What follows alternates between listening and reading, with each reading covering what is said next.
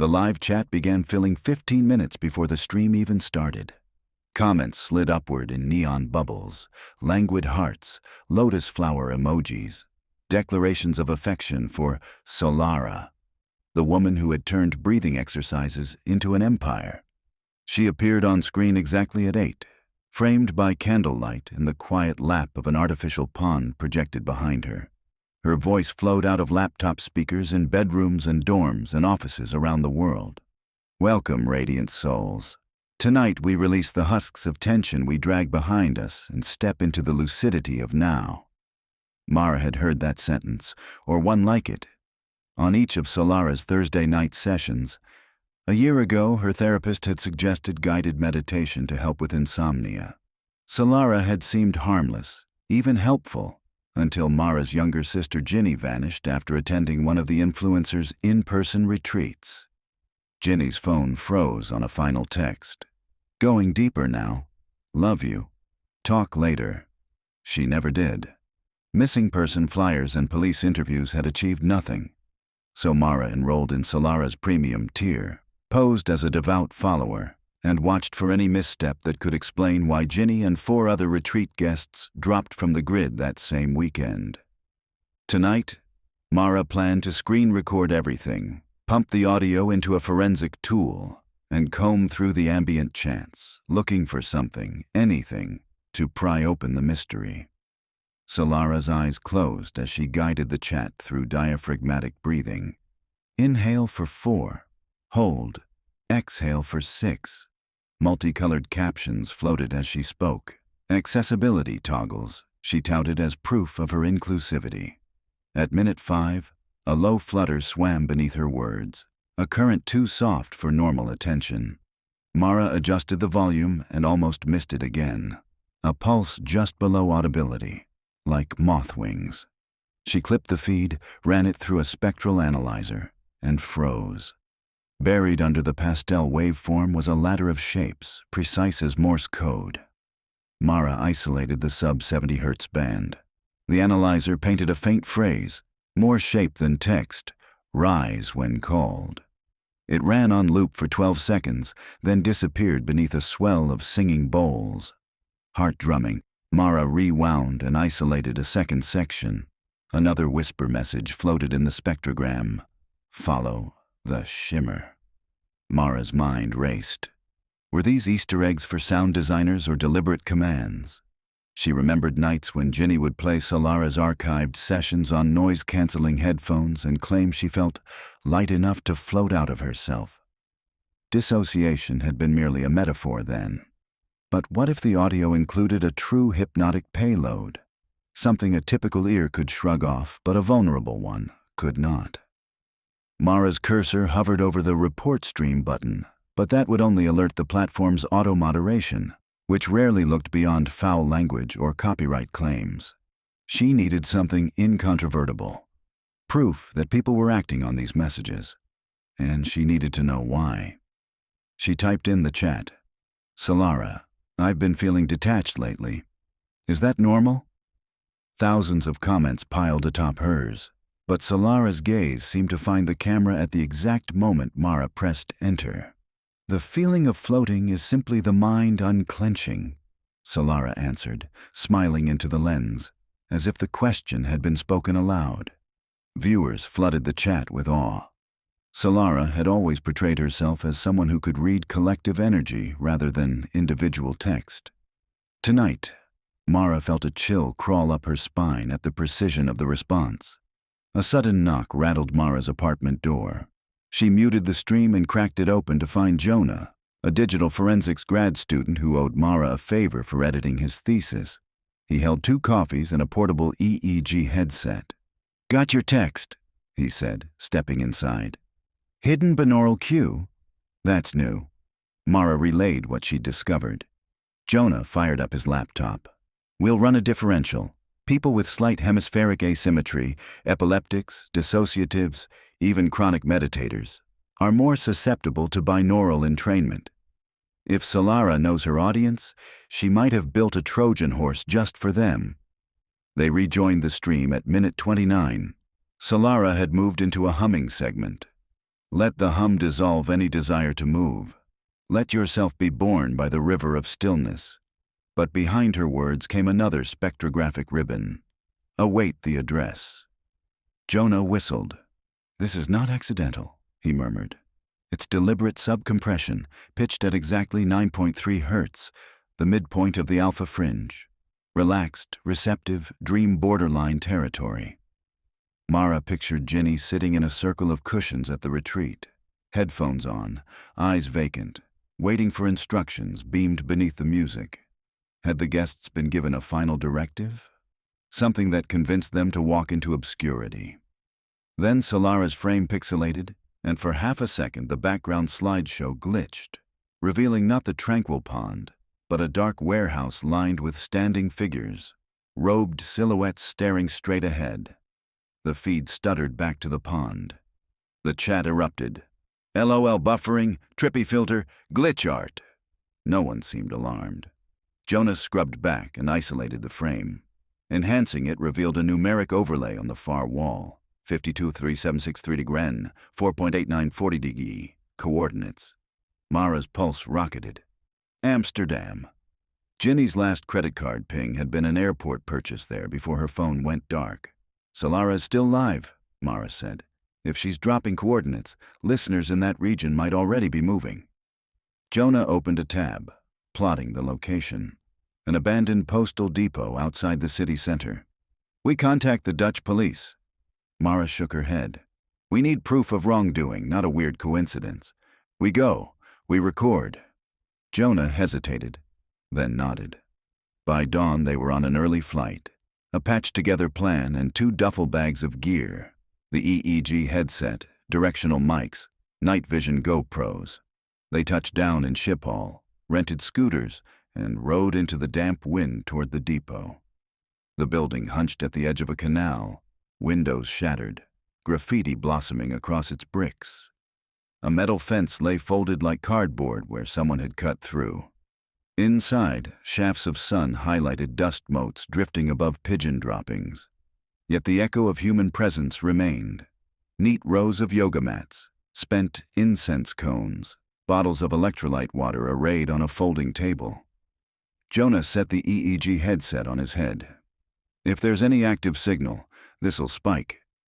Mara followed a corridor to a main sorting hall. The air vibrated with a faint hum, a twin to Solara's hidden track. Jonah's EEG monitor spiked into the red. In the center of the floor sat 10 people cross-legged, eyes half-lidded, each wearing wireless earbuds that blinked a soft blue. None reacted as Mara approached. Their breaths were shallow, synchronized. Mara's voice shook. Ginny? None of the sitters looked like her sister, yet they all shared a vacant serenity that felt too absolute to be natural. Jonah whispered, I think they're between waking and sleep, a triggered state. On a raised catwalk, a projector cast a looping spectrogram onto a wall. The same ladder phrases scrolled by. Rise when called, follow the shimmer, await the address. Each line brightened whenever it reached the phrase, receive new directive.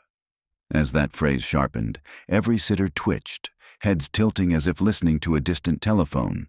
Mara recorded, zooming in on a control laptop perched beside the projector.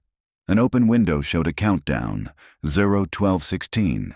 A line underneath read, Broadcast West Hall. She turned to Jonah. When that hits 0, some next instruction airs. Together they hurried up the catwalk.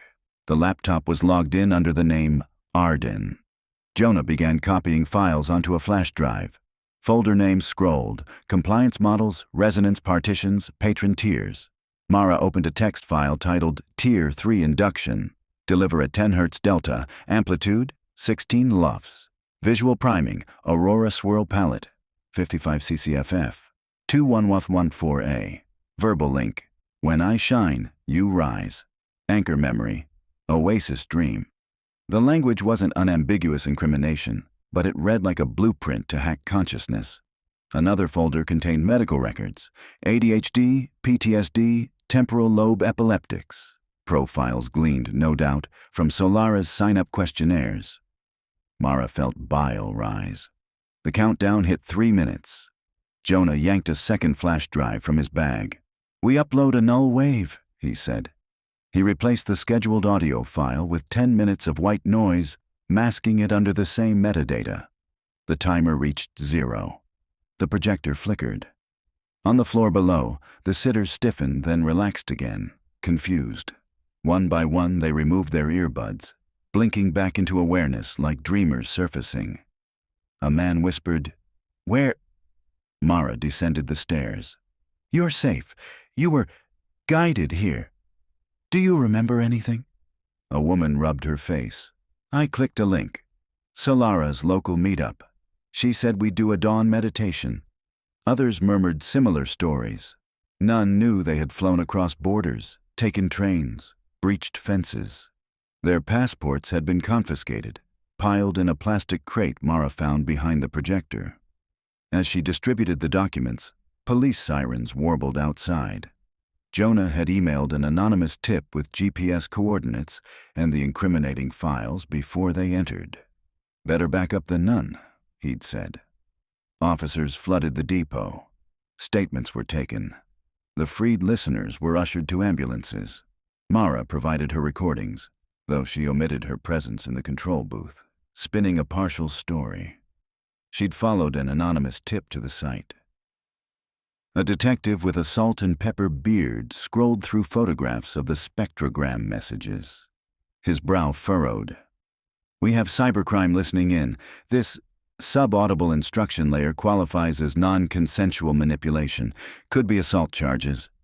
"Do you have—" Mara swallowed. "Do you have any record of a retreat 6 weeks ago? At a countryside villa near Utrecht?" He checked a tablet. That property burned. 3 fatalities confirmed.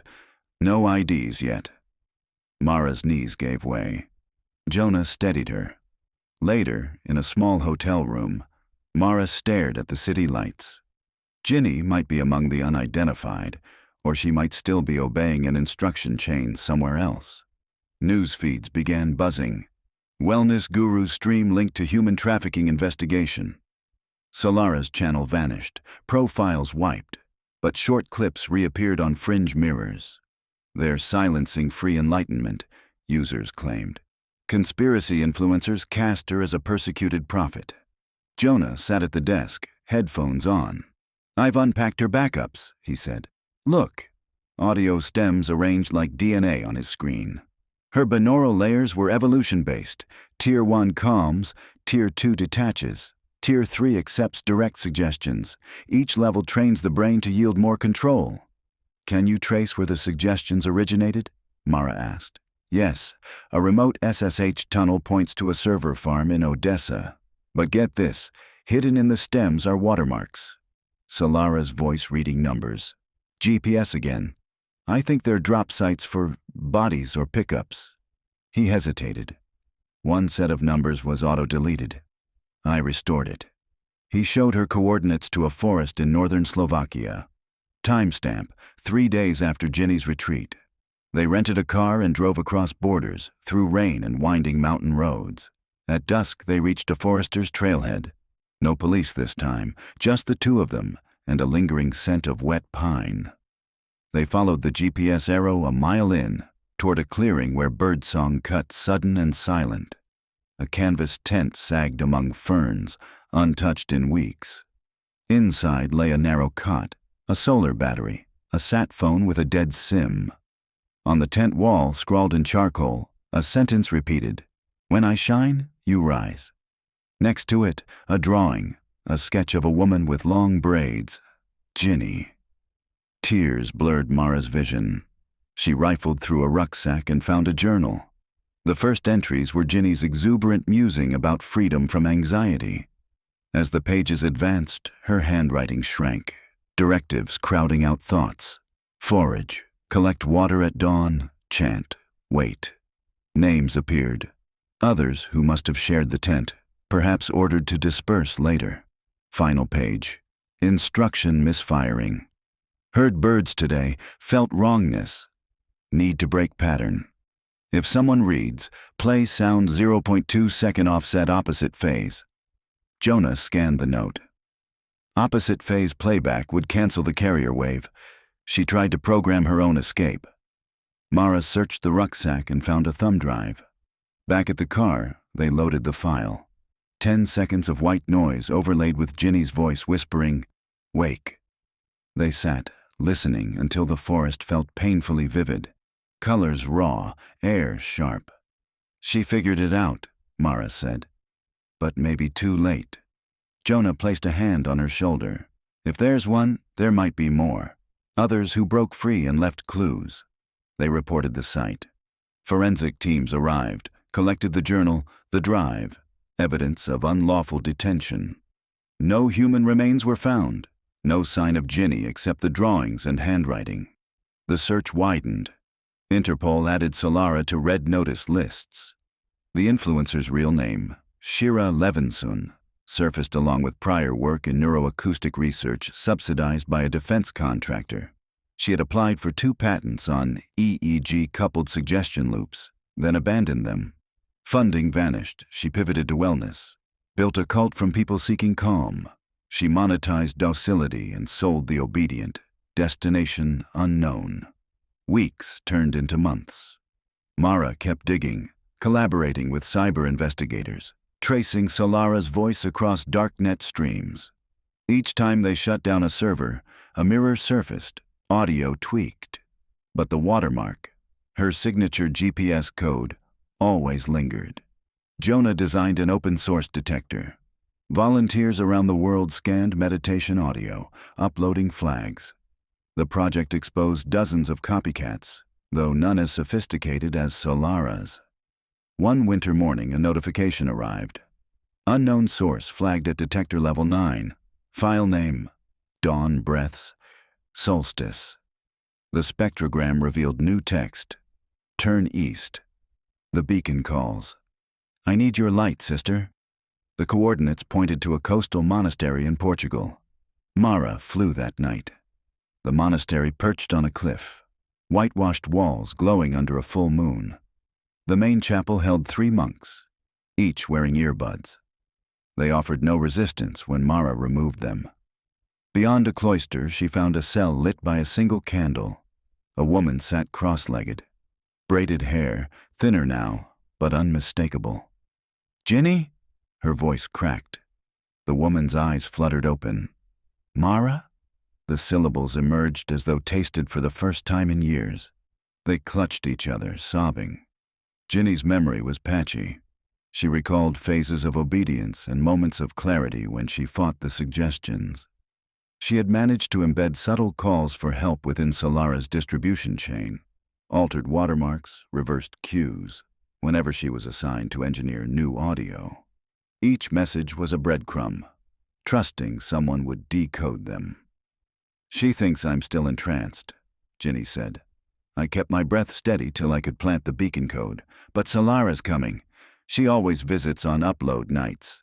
They hid among crumbling cloisters while police stormed the monastery.